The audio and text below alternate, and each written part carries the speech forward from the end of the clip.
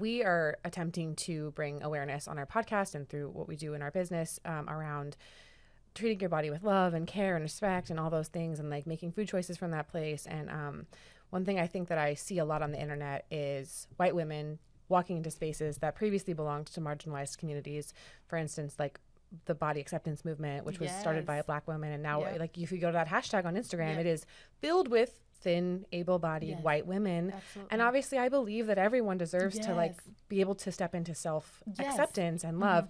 But like even in the eating disorder community, for instance, there's like a lot of, it comes from kind of a frame of whiteness. And so like how can we, and I know that there might not be like there is not a simple answer to this, but how can we create space for people who are like, yeah, I see that you're suffering from that, but you're also, again, that marginalization is the privilege I still experience as a white woman who has a thin, abled body.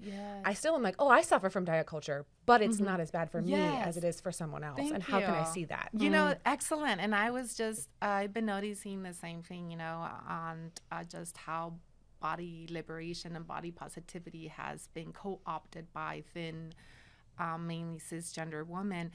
And I think where it becomes very problematic, one is not acknowledging the roots of body positivity and where it comes from, and that it was rooted on Black women, trans women, women in bigger bodies, like why that was important.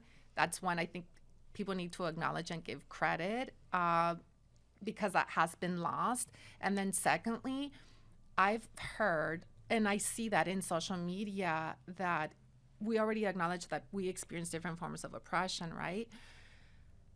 It's very different for a white woman to say that they've been oppressed by diet culture or that they've been oppressed by dieting. You know, that's where I feel like, oh, that's a little stretchy there. You know, why? Because that's at the individual level as a person, but systematically as a group, you know, let's take, you know, Black women historically, and, you know, women of color have historically experienced oppression and systematic exclusion.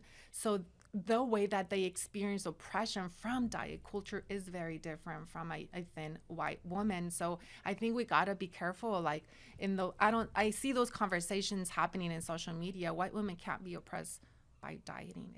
That's not how it works. Because, and that like, deviates. Can you highlight the difference? Because as I we're said, part of the system to some degree. Yes, because you're part of the dominant society as white folks, and because anti-Blackness and fat phobia are rooted, right? That's the emergence of diet culture in this country. Because one Black women of color haven't always been used. White women have been the standard, right? So that's why. So fat phobia and anti-Blackness is rooted in white supremacy. And by the mere fact of just being white woman, you are part of that dominant society. So Black women were excluded from notions of beauty. Black women and women of color, indigenous, Latina women have been excluded. That's what we mean. Like it's based on you're saying that traditionally a woman of color would not be used as like the image. And it's still not. And it's still not in a lot of these spaces. So yes.